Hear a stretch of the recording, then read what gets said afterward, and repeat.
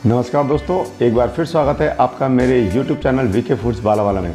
दोस्तों, आज हम बात करेंगे एक खाद के बारे में, ऑर्गेनिक खाद के बारे में, जैविक खाद के बारे में, प्राकृतिक खाद के बारे में। ये खाद सदियों से, वर्षों से, मैं तो ये कहूँगा कि जब से ये प्रकृति का निर्माण हुआ है तब से इस खाद का प्रयोग किया जा रहा है, लेकिन वो प्रयोग मानवों के द्वारा नहीं किया जा रहा है, वो पेड़ पौधों के द्वारा खुद ही उसका प्रयोग किया जा रहा है। तो आइए इसी खाद का खेतों में हम किस प्रकार से प्रयोग करें, इसके बारे में मैं आपको जानकारी देना चाहूँगा। तो देखते हैं किस प्रकार से खाद बनाई जाती है। वीडियो को लास्ट तक जरूर देखें और जो नए व्यूअर्स मेरे चैनल पे आए हैं कृपया वो सब्सक्राइब करें, बेल आइकन को भी जरूर दबाएं। नए वीडियोस के लिए आपको नोटिफिकेशन मिलती रहेगी। आइए देखते हैं वीडियो के माध्यम से कि किस प्रकार से ये खाद बनाई जाती है।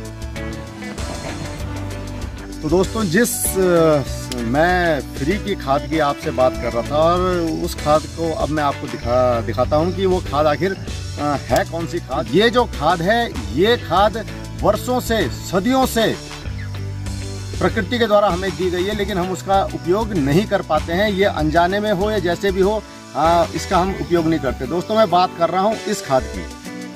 आप देख सकते हैं कि ये घास का ढेर मैंने यहाँ पे लगा रखा है। इस घास के ढेर को लगाने का कारण ये है कि इसको हमें यहीं पे सड़ाना है। आपको जैसे कि जानकारी भी होगी कि जो हमारे बड़े बड़े जंगल हैं, जहाँ की हर वर्ष लाखों की संख्या में छोटे छोटे पौधे बड़े होकर जो है वृक्ष बनते हैं, उनको खाद या यूरिया या डाई या डीएपी कौन दे रहा है उसको?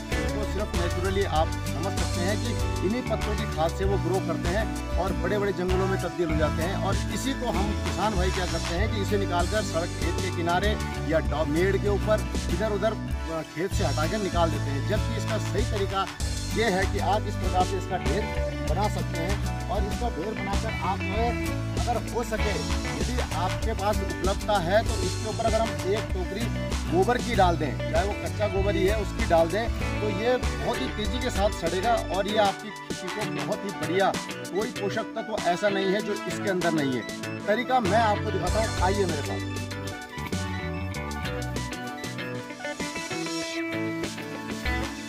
दोस्तों, वैसे तो आजकल बरसात का सीजन चल रहा है, इसलिए खेती पूरी गीली है और हम इसको आराम से उखाड़ पा रहे हैं। लेकिन यदि बरसात के बाद या सर्दियों के समय में या गर्मियों में आपको ये काम करना हो, तो उसके लिए आप पहले खेती को सिंचाई कर सकते हैं और उसके बाद ये आसानी से उखड़ जाती है। कोई बड़ा विषय नहीं है कि ये उखड़ेगी नहीं।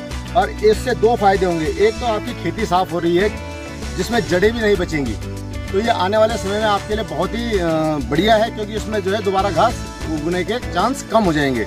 दूसरा तरीका, अब इसका तरीके पे आते हैं कि इसका आखिर हम इसके किस प्रकार से इसको हम जो है रखें ताकि इस पर दोबारा ये जड़ खेतों में ना जुड़े।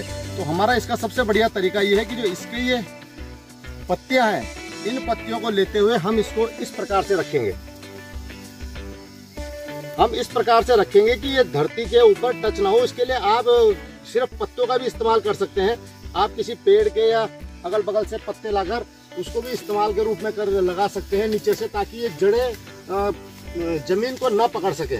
और उसके तुरंत बाद आप जो है मिट्टी को झाड़ना है और इस प्रकार से इसको इस प्रकार से रख देना है। अब जब इन जड़ों को मिट्टी नहीं मिलेगी, तो सिंपल सी बात है कि ये जो है धीरे धीरे सड़ना शुरू कर देंगे और पानी इस पर पड़ेगा। आप इसमें गोबर भी डाल के इसका इस प्रकार से कर सकते हैं कि ताकि ये जल्द से जल्द सड़ सके।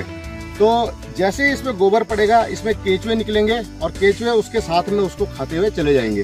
तो ये सबसे बढ़िया टेक्निक है आपके खेतों को जो है उपजाऊ बनाने के लिए, जिसका हम यूज बहुत कम करते हैं। तो दोस्तों, इस प्रकार से आप ढेर लगाकर भी इस जो घास है इसका भी आप उपयोग कर सकते हैं। प्रकृति ने हमें सब कुछ दिया है, सिर्फ समझने की देर है कि आखिर हम किस प्रकार से उसका उपयोग करें। तो दोस्तों, खाद, डीएपी, यूरिया, अपने आप को बचाइए, अपने परिवार को बचाइए, समाज को बचाइए और देश को बचाइए। आप देख सकते हैं किस प्रकार ये ढेर लगे हुए हैं यहाँ पर, और यही खाद बहुमूल्य खाद है।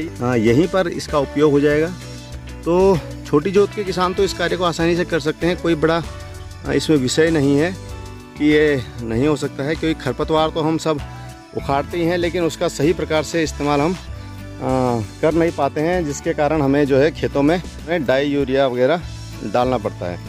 तो काफ़ी कुछ इससे आपकी खेती में मदद मिलेगी।